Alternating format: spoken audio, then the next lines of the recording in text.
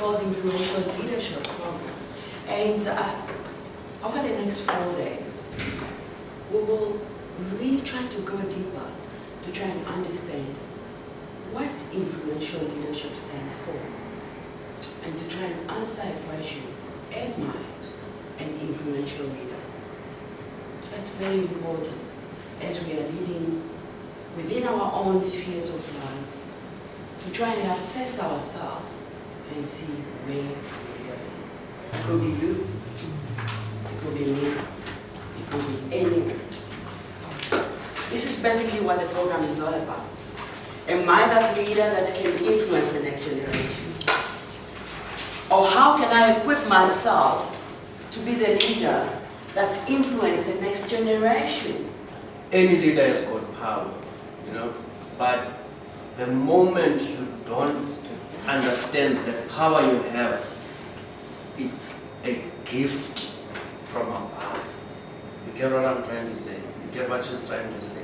Whatever power you have, if you are in leadership position, don't be afraid of power.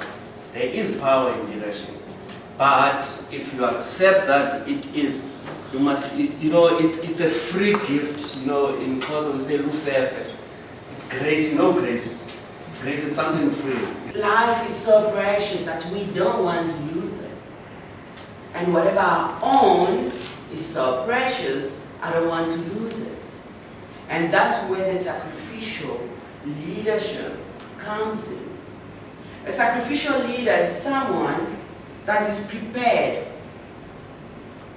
consciously, prepared to lose either one of them or both for the sake of others.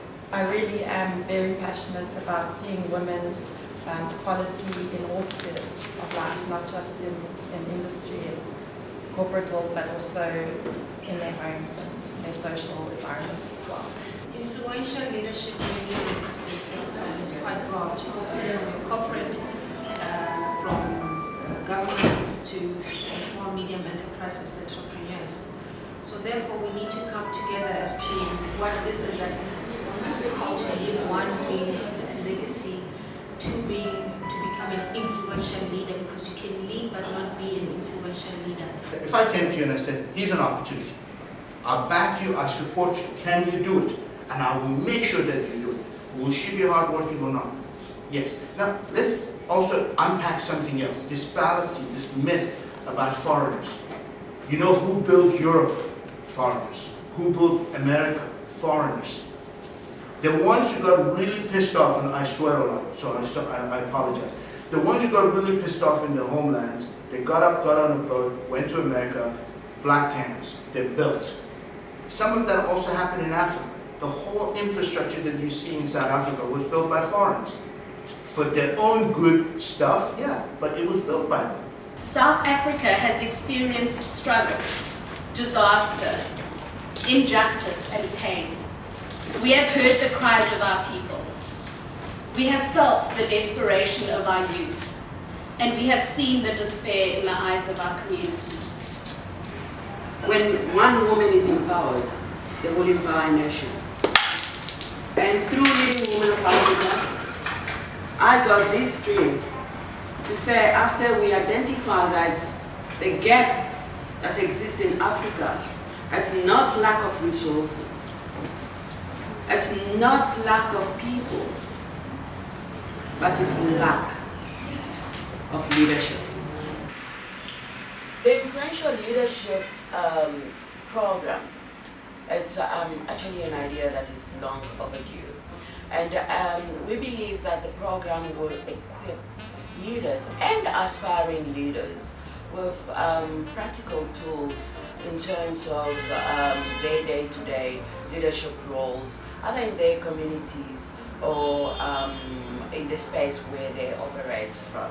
Ladies and gentlemen, thank you very much. What an honor and privilege to be among such good leadership as you are. Corporate, thank you very much for coming out today. Politicians, thank you for coming out today. Or rather, political leaders, thank you for coming out today to share this special day with me. My party is called Breakfast of Champions. And I come from an entrepreneurial background, and what bothers me about this in this country and the rest of Africa is how the lack of education and how we need to empower our young coming entrepreneurs, particularly women. This first intake of influential leadership brought together leaders from corporate and public sector from Namibia and South Africa. We had the honor of having the Deputy Speaker of Namibian Parliament, who brought her delegation made of members of Parliament of Namibia. In South Africa, we had women leaders from corporate sector, women directors of various companies. And the program itself was such an intense program, very practical, short but very, very intense, where participants had to even do assignments at the end of every day. The program took place from 24th to 28th of June. At the end of the program, participants had to prepare a final report in a form of speech, assuming that they've just been elected as president of their countries. And this assignment actually it was in line with the full program as we were discussing, as we have focused on the issue of leadership on the continent, whereby we were saying that political leadership defines the socio-economic landscape of any country. My people, my pride, my love. I stand before you today as the President of a united Africa. I'm humbled by your faith in me. But I was taught that everything starts and ends with two words. Thank you. Thank you. Thank you for your faith in me. Thank you for your prayers, and above all, thank you for your love. First and foremost, I am humbled and I appreciate all of you in attendance for taking time from your busy schedules to attend this meeting. I am your servant, and those who are from my community and my constituency, they can testify to that statement. So today, I only have one pledge and one promise to all of you. And my pledge and promise is education. I pledge that each child of school-going age will be educated. That is my vision, education for all. Today we celebrate our equality. We celebrate our dedication as South Africans to our national vision of creating an inclusive nation of proud South Africans. We are Africans committed to justice, to creating prosperity equal to effort, to peace and to greatness of our humanity. Today I stand in front of you as a woman, as a wife, as a mother, as a friend, as a president, as a child of Africa, and as a proud South African. Today, I'm honored to be inaugurated as the third president of the Republic of Namibia and the first women president in the history of our country. As President, I will defend your rights and give you hope for a glorious life for all. To my compatriots, we as a team will work with an inclusive vision, lead from inside out, lead with a purpose for a purpose, do it sacrificially, and at the end to leave a lasting legacy. I was eyes open, and I learned a lot from the presenters and through exchanging of information with my colleagues. Honorable Kaisha residents, I greet you all in the name of the Most High on this day. Today marks not only a new day, but an opportunity to start afresh, an opportunity to do better, and an opportunity to take this country on a great growth trajectory, one city at a time. It is the founding father of the nation, the great Nelson Rolihlahla Mandela, who said in 1994 that there is no easy road to freedom.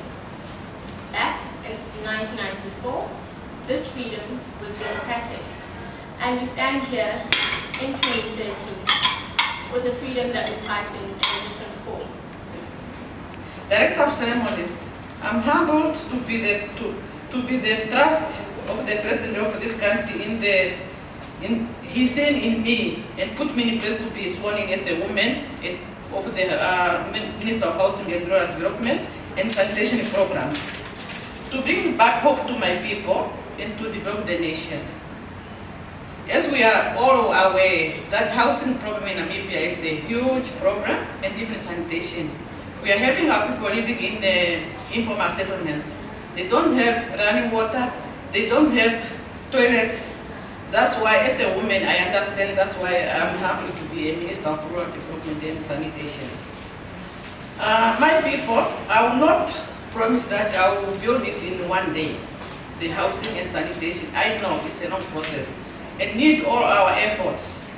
That's why I'm requesting you to assist me in finding the solution to the problem of housing and sanitation in our country. Gangsterism, violence, and crime will no longer pay. Sex offenders and child molesters will be purged from our society. Stricter controls will be enforced along our border and ports, and security will be a top priority to prevent illegal drug and human trafficking. It was more participatory, where everyone basically had to participate by sharing their ideas about leadership, their experiences. The presenters were actually experts from various fields of leadership, from political leadership. We had experts from political leadership, experts from corporate governance, from influential leadership, and so on. So it was very, very important, basically, for these leaders as we came together to discuss the issue of leadership, not only in Africa but in our day-to-day dealings, to basically understand, how do we improve our leadership qualities so we can have impact within our environment.